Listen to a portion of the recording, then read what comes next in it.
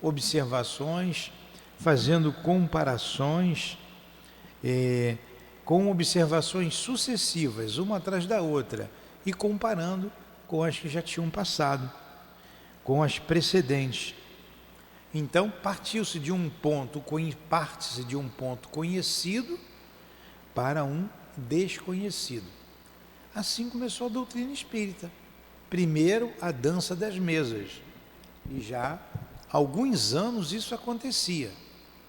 As mesas nos salões de festas, nas reuniões, se mexiam. E esse assunto virou moda. Todo mundo só falava nas danças das mesas. Não somente na França, mas em toda a Europa e também nos Estados Unidos. Até que, num determinado momento, essa dança das mesas, na verdade, as manifestações começaram em 1848, nos Estados Unidos, com as irmãs Fox. E somente em 1855, Kardec vem analisar. Aí vem Allan Kardec, o que todo mundo já há algum tempo via, brincava, sorria, como é a brincadeira do copo nas escolas, para fazer adivinhações, se fazem perguntas tolas, não se faz ao copo, e o copo não se mexe na escola? Pois é, era a mesma coisa com as mesas. Até que um sábio chamado Hippolyte Léon Denisard Rivail, o nosso Allan Kardec, viu algo muito mais profundo.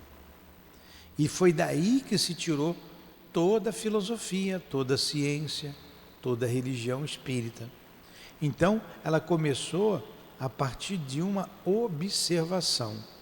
Como que uma mesa pode dar uma resposta se ela não tem cérebro? Até que a manifestação... Abre aquelas portas todinha, por favor, por causa desse cheiro de tinta. Desculpem aqui, é porque o rapaz marcou o chão e está um cheiro muito forte. Não, deixa o ar ligado. É até melhor. Para que esse cheiro forte, né? Não está um cheiro forte?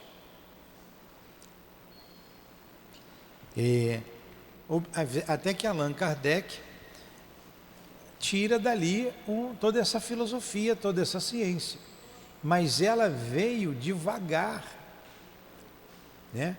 O próprio fenômeno se declarou espírito. Então, quando foi perguntado quem está aí, ele falou: nós somos a alma dos homens que já morreram. E vem uma informação atrás da outra, uma informação sucedendo a outra, até que essas informações estejam estabilizadas, é que vem uma nova informação, uma nova revelação, né? Entretanto, entre o avanço do espiritismo e o das ciências, há uma diferença capital. É que estas só atingiram o ponto a que chegaram após longos intervalos de tempo, enquanto que para o espiritismo foram suficientes alguns anos, se não para alcançar o ponto culminante, pelo menos para acumular um volume de observações bastante grande para formar uma doutrina. Isso se deve à inumerável multidão de espíritos que, por vontade de Deus, se manifestaram simultaneamente, trazendo cada um o contingente dos seus conhecimentos.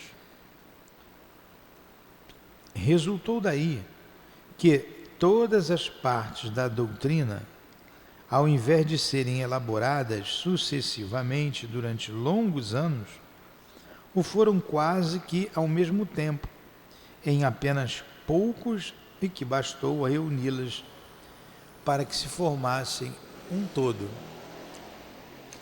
Então essas informações doutrinárias, elas vieram de diversos centros espíritas espalhados não só na Europa, mas no mundo inteiro. Diversos médiuns, diversos centros espíritas, né? Foram milhares de informações, milhares de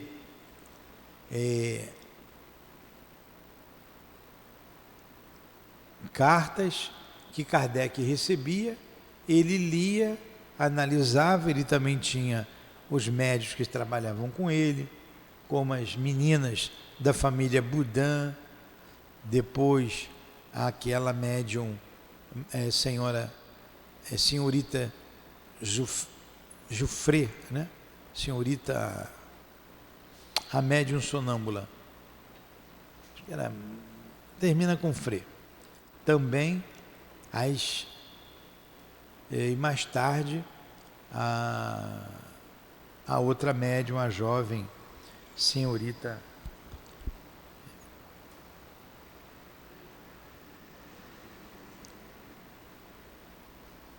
daqui a pouco vem o nome na cabeça. Enfim, e assim ele foi formando, analisando, pesquisando e formando a doutrina, esse conjunto de informações, esse corpo de doutrina.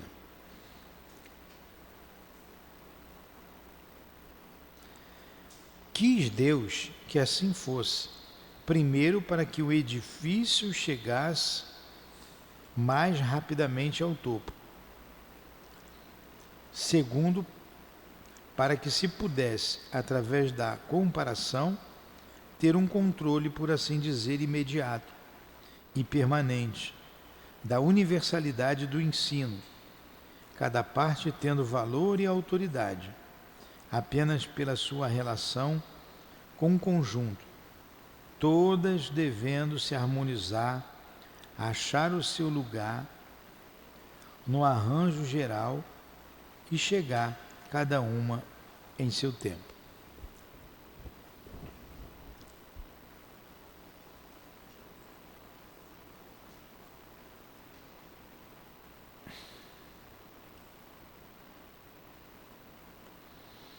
Não confiando apenas um espírito o cuidado de promulgar a doutrina, Deus quis, além disso, que tanto o mais pequenino quanto o maior, entre os espíritos como entre os homens, trouxesse a sua pedra para o edifício, a fim de estabelecer entre eles um laço de solidariedade cooperativa que faltou a todas as doutrinas saídas de uma única fonte. Então foram várias as fontes, vários os médiuns, e assim ele foi analisando, vindo de diversos lugares diferentes, e formou o corpo de doutrina. E espíritos de todas as ordens. Semana passada nós vimos Allan Kardec comparava essas informações, analisava e estudava. Como ele diz aqui, como as comunicações eram dadas por espíritos de todas as ordens, mais ou menos esclarecidos, era preciso avaliar o grau de confiança que a razão permitia conceder-lhes, distinguir as ideias sistemáticas individuais e as isoladas que tinham a sanção do ensino geral dos espíritos.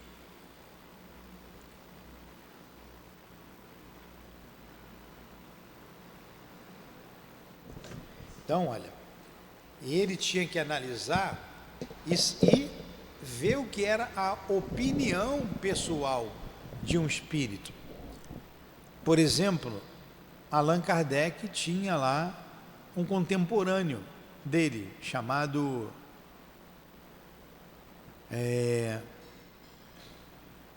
Rusteng. A gente tem aí o livro, o Evangelho de Rusteng.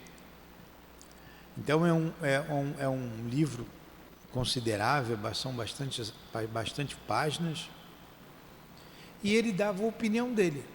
E a opinião de Rustang não foi aceita por Allan Kardec, porque não era a opinião da maioria dos espíritos. A doutrina espírita tem por característica a sua universalidade.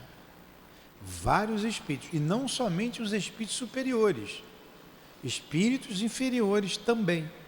Como a gente analisa no livro Céu e Inferno, espíritos suicidas, espíritos endurecidos, espíritos em condições medianas, espíritos em expiação terrestre, espíritos felizes também. Então, essas informações enriqueceram a doutrina, formando essa ideia. Então, o que é uma doutrina? Vocês terem, vamos pegar uma definição aqui do dicionário, que fica bem fácil. O que é uma doutrina? Aí o dicionário diz o seguinte: doutrina é o conjunto de ensinamentos que se baseia num sistema de crença.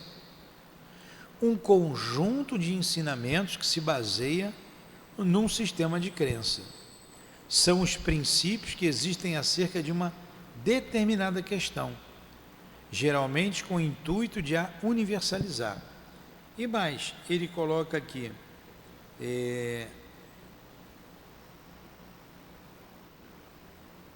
um outro conceito de doutrina. Conjunto de ensinamentos que se baseia no sistema de crença. Tá a mesma coisa aqui.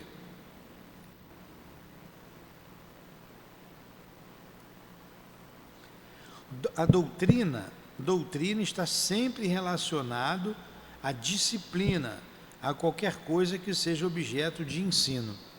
Então os espíritos trouxeram as informações, foi uma revelação trazida do mundo espiritual, e assim se formou o Livro dos Espíritos, a base de toda a doutrina espírita. O livro A Gênese, que nós estamos estudando agora, e ele está falando desses fundamentos da doutrina, ele surge da primeira parte do Livro dos Espíritos, da primeira parte. Aprofundando o Livro dos Espíritos, ele escreveu o Livro dos Médiuns, na segunda parte do Livro dos Espíritos. O Evangelho segundo o Espiritismo, da terceira parte do Livro dos Espíritos. O Céu e o Inferno, da quarta parte do Livro dos Espíritos. E esses ensinamentos vieram paulatinamente, à medida que os primeiros eram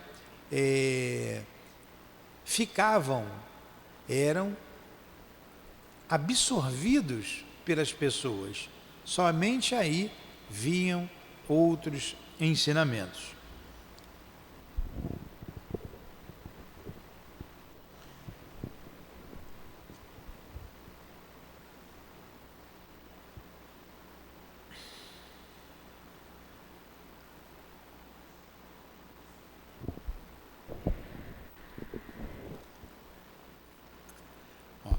Não, vou ler de novo. Não confiando a apenas um espírito, o cuidado de promulgar a doutrina. Deixa eu ver se eu acho rápido aqui no Evangelho. O Evangelho fala muito bem sobre isso.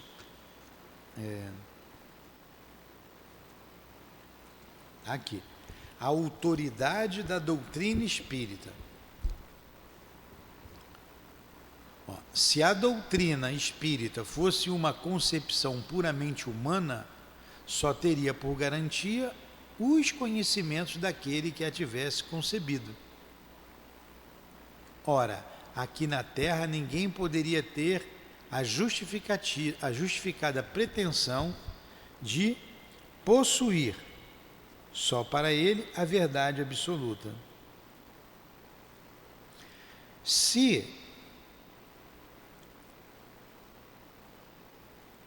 os espíritos que revelaram o Espiritismo se tivesse manifestado a um único homem, nada asseguraria a origem da doutrina. porquanto seria preciso acreditar que ele havia recebido os ensinamentos desses espíritos, sem outra garantia que a sua palavra.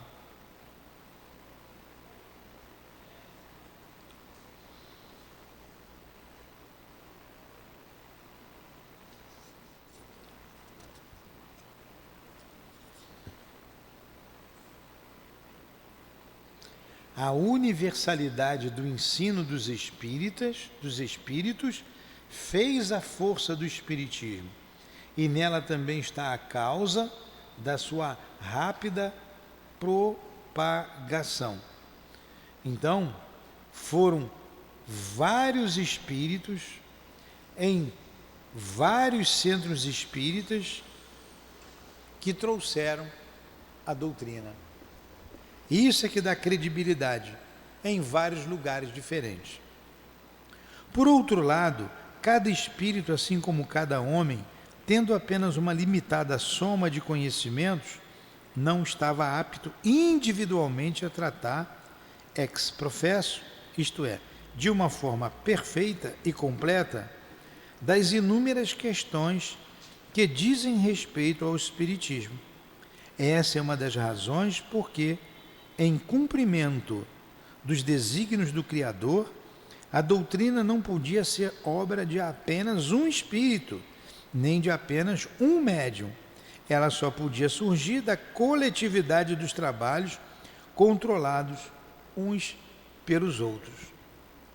No livro dos Espíritos, cadê? Me vê o livro dos Espíritos, por favor. Está aqui, pega aqui, por favor.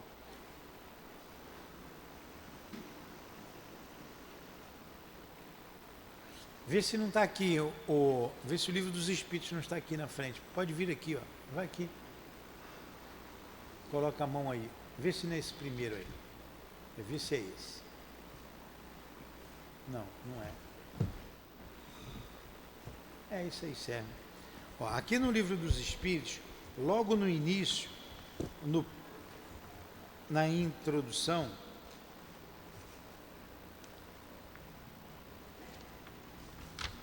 no Prolegômenos,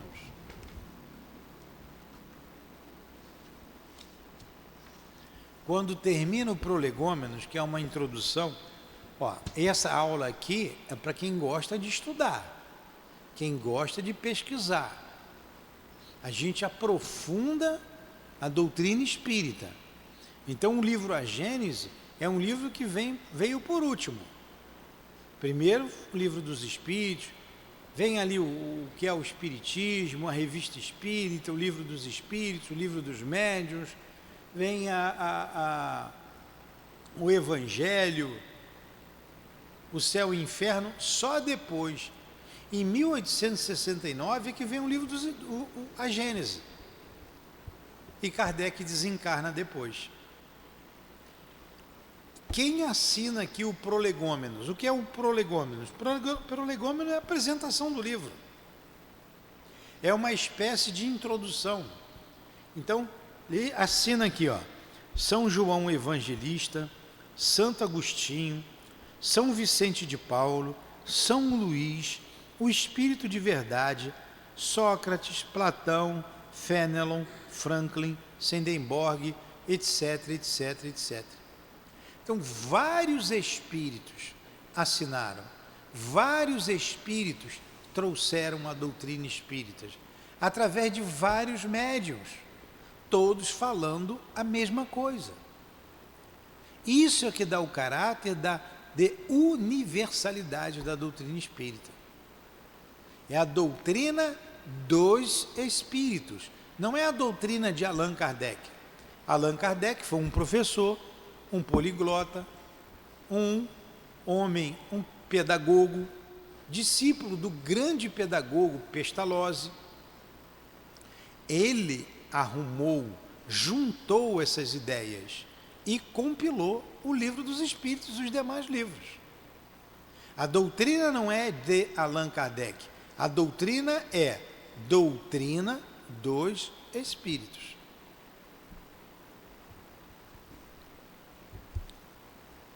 Nisso, esse é um dos fundamentos da doutrina. Número 55. Uma última característica da revelação espírita, vamos para a última característica.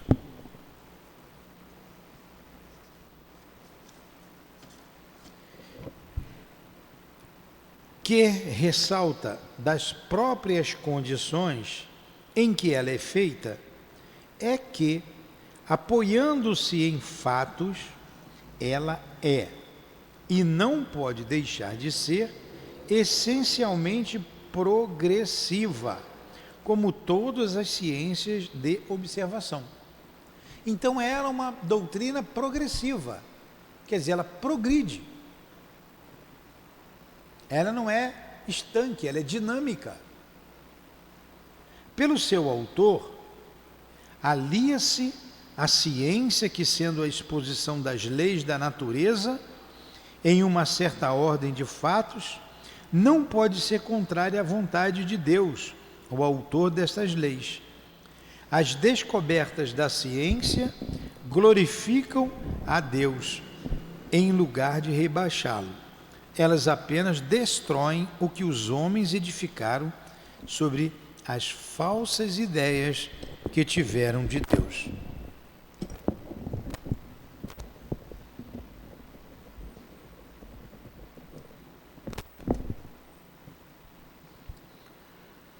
O Espiritismo, assim, só estabelece como princípio absoluto o que está demonstrado com evidência. Então, o princípio absoluto do Espiritismo, a imortalidade da alma, mantendo a sua individualidade. Ou seja, ninguém morre. Morre o corpo físico. A alma, não. E nós somos espíritos ou almas. Somos almas encarnadas. Morrendo o corpo, passamos a ser chamados de espíritos desencarnados, já que os espíritos nada mais são do que as almas dos homens que já morreram. E mantêm a sua individualidade. Então, esse é um ponto demonstrado por evidência, isso não muda. Esse é um conceito básico. Em cima desse conceito, por exemplo, você tem a comunicabilidade. Se não existe a morte e as pessoas mantêm a sua individualidade, a gente pode comunicar-se com o que já desencarnaram. Então a comunicabilidade, se comunicar com os espíritos, também é uma ideia da doutrina. É uma evidência que resulta da lógica. Então isso é absoluto. Isso é absoluto. Imortalidade, comunicabilidade. Aí os espíritos se comunicam, falam da reencarnação. A reencarnação também é uma evidência. É uma evidência. E por aí vai. A pluralidade dos mundos habitados, isso não muda, isso é básico, você pode aprofundar. Por isso que ela não é estática, ela é dinâmica. Em breve, não vai levar muito tempo não. A ciência, e cabe à astronomia, ratificar essa ideia.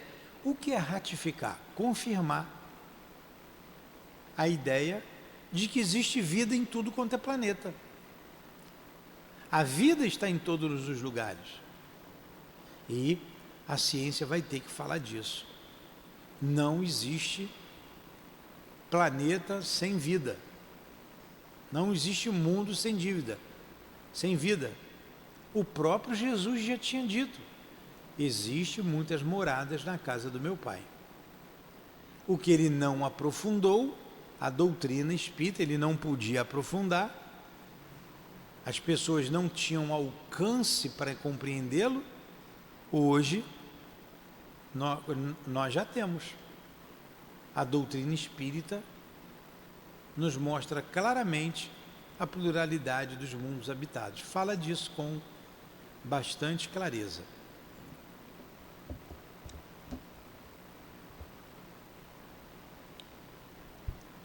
Então vamos lá.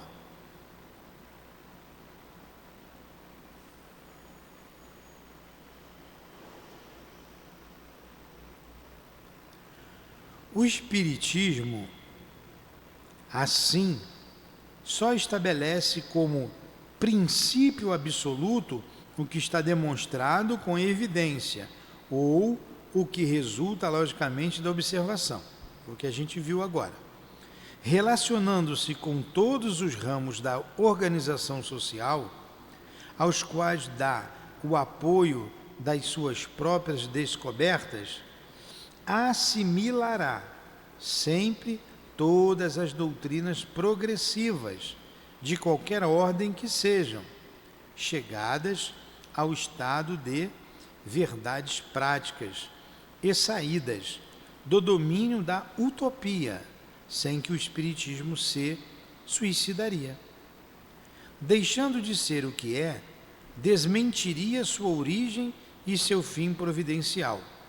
Caminhando com o progresso, o Espiritismo jamais será ultrapassado, porque se novas descobertas lhe demonstrassem que está errado, em um determinado ponto, ele se modificaria sobre esse ponto. Se uma nova verdade se revela, ele aceita. Então, Kardec fala isso aqui na Gênese. Eu vou até sublinhar aqui no livro A Gênese.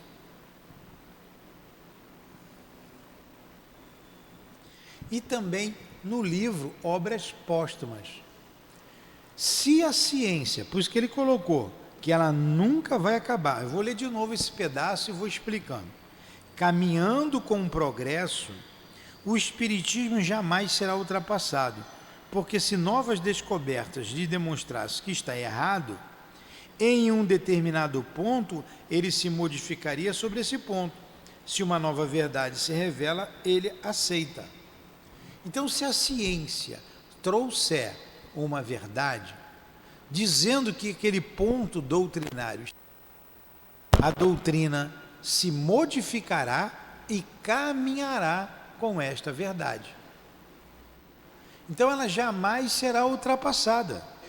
Jamais. Aí tem uma observação aqui do autor.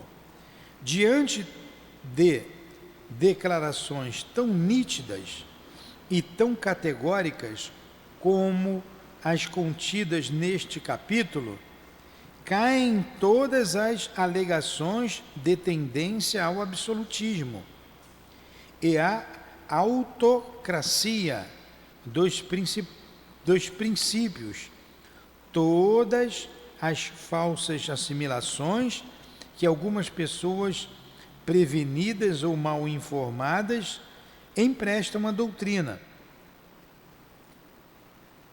Essas declarações, aliás, não são novas.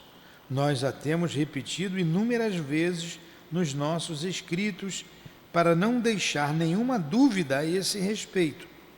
Além disso, elas designam o nosso verdadeiro papel, o único que ambicionamos, o de trabalhador.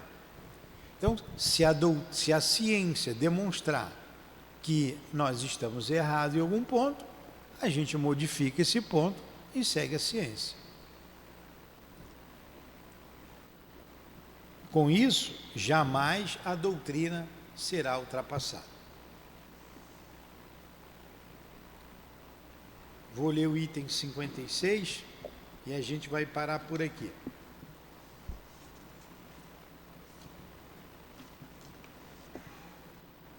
O item 56 é um pouquinho grande. Vamos lá. Qual a utilidade da doutrina moral dos espíritos, visto que ela não é outra senão a do Cristo? Essa é uma pergunta que fazem. Qual a utilidade da doutrina espírita se Jesus já falou sobre tudo isso? O homem precisa de uma revelação e não pode encontrar em si mesmo tudo que é necessário para o conduzir?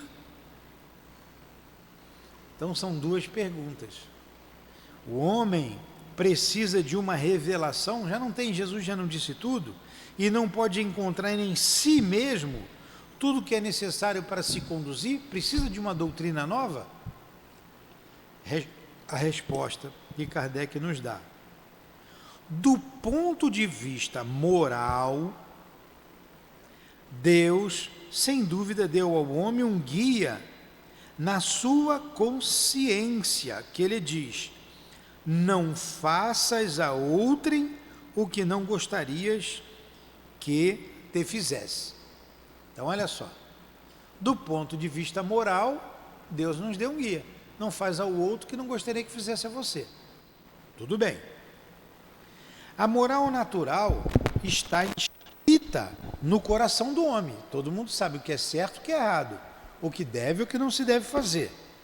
Por isso que ele colocou aquela pergunta: o homem precisa de uma revelação, ele não pode encontrar em si mesmo tudo que é necessário para se conduzir?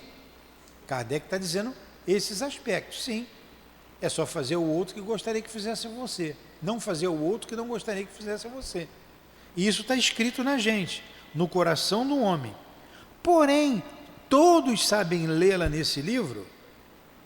Todo homem sabe ler em si? Isso? Não tem desconhecido sempre esses sábios preceitos? O que fizeram da moral do Cristo? Se fosse assim, os 10 mandamentos não vieram de Deus? Não matar, não roubar, não cobiçar a mulher do próximo, etc, etc. Então Jesus não precisaria falar mais nada, Moisés já tinha trazido tudo. Então Jesus não modificou a lei de Moisés, quer dizer, os 10 mandamentos, e foi além. O povo mais preparado para a compreensão dos seus ensinamentos, Jesus fala da vida futura, traz como guia o amor, fala do perdão, numa sociedade extremamente agressiva. Não se botava o pé fora da porta de casa sem prever um duelo, uma luta, em que um dos oponentes perderia a vida. Era uma sociedade extremamente agressiva. E Jesus, todo amor, toda pureza, vem no seio dessa sociedade, falando do perdão, falando da vida futura, falando do amor. Jesus não disse tudo, porque a doutrina espírita? Ele mesmo disse, né? E eis que vos enviarei um Consolador, que vos fará relembrar tudo o que vos tenho dito. Então ele sabia que o homem ia deturpar os seus ensinamentos. Ele falou: vamos relembrar, eles vão esquecer. E não foi o que aconteceu? E vos ensinará muitas coisas. Então ele disse: eu também não podia ensinar tudo. Vocês precisam avançar um pouco mais intelectualmente para compreender determinadas coisas. Então a doutrina espírita fará esse papel. Essa doutrina trazida por diversos espíritos, milhares de espíritos, diversos médios, diversos centros espíritas.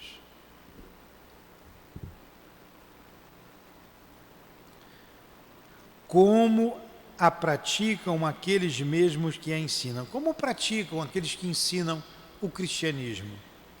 Ela não se transformou em letra morta, em uma bela teoria boa para os outros e não para eles? Quantas pessoas ensinam, como eu estou aqui falando, ensinando, mas ensino uma coisa para vocês e faço outra. Do que adianta isso? Faz o que eu digo, mas não faz o que eu faço. Que moral é essa? Deve-se reprovar um pai por repetir 10 vezes, 100 vezes as mesmas instruções a seus filhos, se eles não seguem, se eles não as seguem? Por que Deus faria menos que um pai de família? Por que ele não enviaria aos homens, de tempos em tempos, mensageiros especiais encarregados de lhes lembrar os deveres, de os reconduzir ao bom caminho quando deles se afastam, de abrir os olhos da inteligência aos que os fazem fechados, assim como os homens mais adiantados enviam missionários aos selvagens e os bárbaros. Os Espíritos só ensinam a moral do Cristo, pela simples razão de que não há outra melhor. Mas então, de que serve o seu ensino, se eles apenas dizem o que já sabemos? O mesmo se poderia afirmar da moral do Cristo, que foi ensinada 500 anos antes dele, por Sócrates e Platão. E em termos quase idênticos. Se Sócrates e Platão foram precursores do cristianismo e falaram quase o mesmo que Jesus falou, por que Jesus veio? O que foi que aquele povo, aquela sociedade, guardou de Sócrates e Platão? Obrigaram a Sócrates a se matar, a tomar cicuta. Sócrates foi acusado de, tem um nome aí, de deturpar os jovens, desencaminhar os jovens, mas tem um outro nome que significa isso. Aí foi obrigado a tomar cicuta. Cicuta é o veneno. E todos os moralistas que repetem a mesma coisa em todos os tons e sobre todas as formas. Pois bem, os espíritos vêm muito simplesmente aumentar o número dos moralistas, com a diferença de que, manifestando-se por toda a parte, fizeram-se ouvir tanto na choupana como no palácio, tanto pelos ignorantes como pelos instruídos. Então, o ensinamento dos espíritos ratificam. Ratificar é confirmar o que Jesus disse. Assim como a base de Moisés, Jesus também ratificou, quando ele disse: não vim destruir a lei, mas cumprir a lei. Que lei é essa? A lei de Deus. E não a lei dos homens, que Moisés também trouxe, pois foi um grande legislador.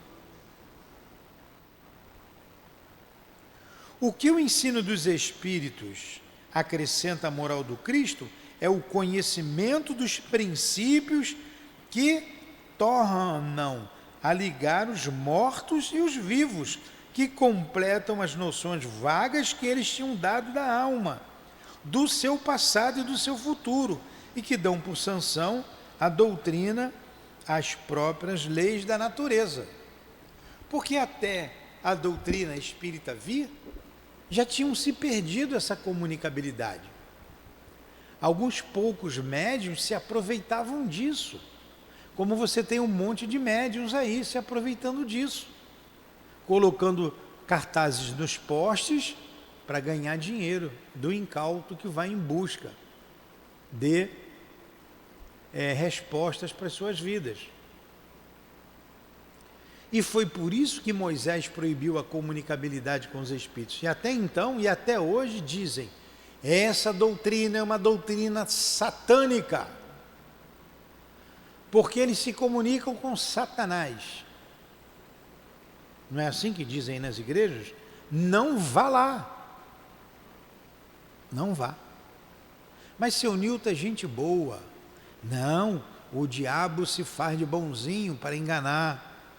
Ele não tem nada de gente boa. Cuidado. Aí muitos se afastam mesmo, os medrosos. Se o outro lá oferecer alguma coisa a mais, ele fica lá. Né? E mais, Moisés proibiu a comunicação com os mortos. Os mortos precisam descansar. Que morto que descansa? Não tem morto descansando. Então a doutrina espírita veio desmistificar tudo isso. A doutrina espírita veio dizer: tudo isso é mentira. Cuidado, vocês vão queimar no mármore do inferno.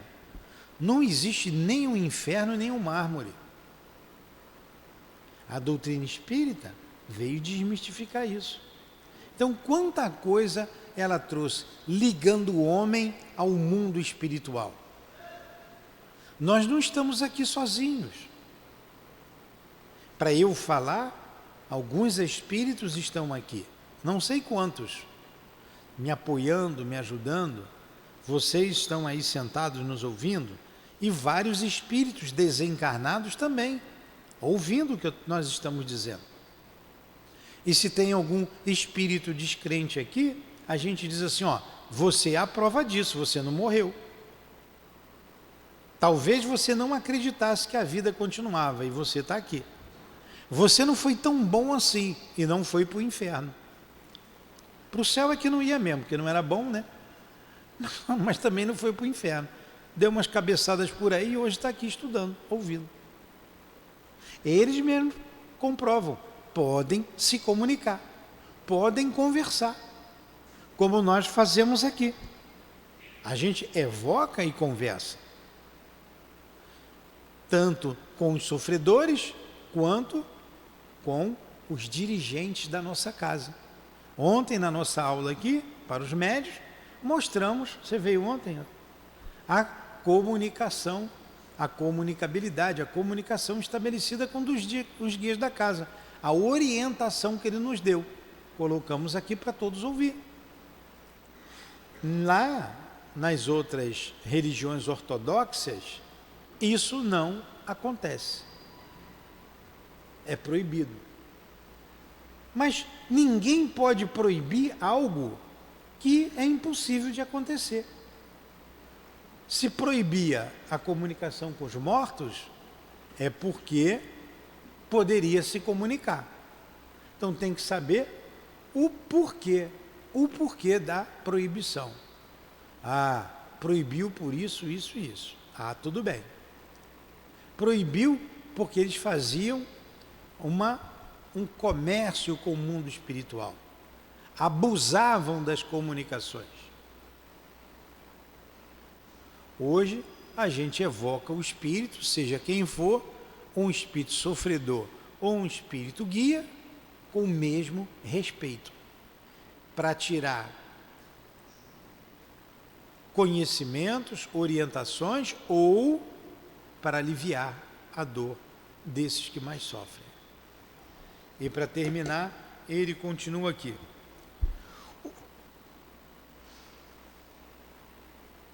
O que o ensino dos Espíritos acrescenta à moral do Cristo é o conhecimento dos princípios que tornam a ligar os mortos e os vivos, que completam as noções vagas que ele tinha dado à alma do seu passado e do seu futuro, e que dão por sanção a sua doutrina, as próprias leis da natureza. Com o auxílio das novas luzes trazidas pelo Espiritismo e pelos Espíritos, o homem compreende a solidariedade que une todos os seres. A caridade e a fraternidade tornam-se uma necessidade social. Ele faz por convicção o que só fazia por dever, e o faz melhor. Então vocês estão esperando o pão. O pão chegou. E por que a gente vai longe buscar o pão? Deveremos fabricar pão aqui em alguns meses. Teremos aqui, com a graça de Deus, uma padaria para atender às nossas necessidades. A gente faz isso por quê? Porque a gente sabe que é um dever ajudarmos uns aos outros. Se eu tenho um pouquinho a mais, é o meu dever dividir o que eu tenho com o outro, porque todos nós somos irmãos, somos filhos de Deus. Da mesma maneira que vocês precisam da gente, nós precisamos de vocês. Hoje, vocês estão numa condição social diferente. Amanhã, poderemos estar numa outra condição. Eu, na que vocês estão hoje, e vocês numa condição melhor. e eu ter que pedir o pão a vocês. E quando chegarmos no mundo espiritual, muitos de vocês, eu tenho certeza, poderão estar numa condição muito melhor do que a nossa aqui. E a gente pedir ajuda para vocês, como estamos pedindo ajuda para os nossos guias, para os nossos benfeitores, que já caminharam conosco, muitos deles, nesta vida e em outras vidas. Olha o que ele diz aqui, vou repetir. Ó, o Espiritismo, os ensinos dados pelos Espíritos, faz com que o homem compreenda a solidariedade que une todos os seres. A caridade e a fraternidade tornam-se uma necessidade social. Ele faz por convicção o que só fazia-se por dever. Então, a gente faz isso por convicção. Antes se fazia por dever. No momento em que os homens praticarem a moral do Cristo, e somente aí é que poderão dizer que não precisam mais de moralistas encarnados ou desencarnados, mas então Deus também não os enviará mais. Então, quando todos nós praticarmos a moral do Cristo, o ensinamento do Cristo, não vai enviar mais ninguém, não vai precisar mais enviar ninguém. Não matarás. O homem mata ainda? Mata, né? Não precisa nem ir lá para a guerra, né? Aqui mesmo, né? Todo dia aqui tem problema. Não roubarás. O homem rouba ainda? Não cobiçais a mulher do próximo. Devia colocar o marido também, né? E hoje está tudo igual, né? Não fazem isso? E por aí vai. Não tomar o nome de Deus em vão.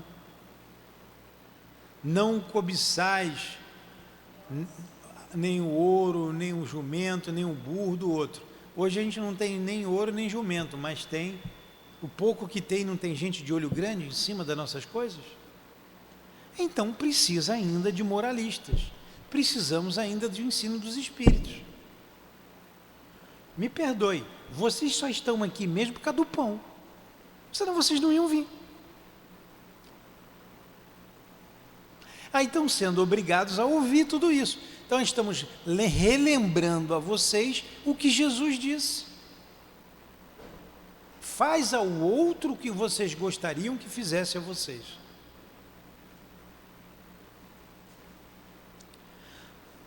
O número 57, nós vamos continuar na semana que vem. Mais um pouquinho a gente termina esse capítulo que trata dos fundamentos da doutrina espírita. Vou dar um intervalo de 5 minutos, no máximo 10, e retornaremos com a Revista Espírita. Quem quiser ficar para estudar, ótimo. Quem quiser pegar o pão e vir para cá, tudo bem. Quem quiser pegar o pão e ir embora, também tudo bem. Mas daqui no máximo 10 minutos a gente reinicia o estudo com a Revista Espírita. Então vamos agradecer.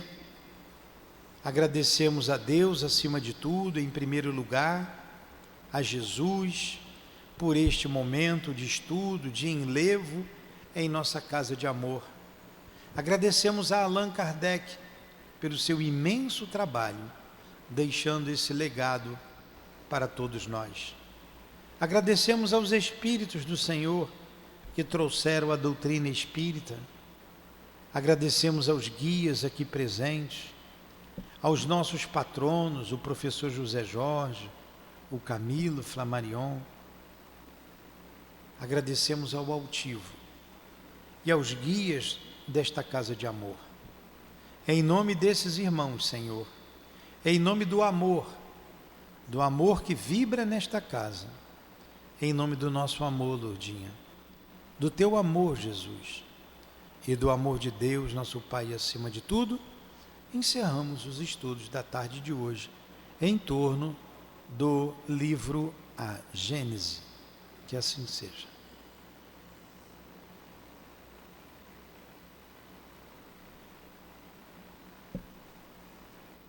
CEAP, Centro Espírita Altivo Panfiro. Uma casa de amor.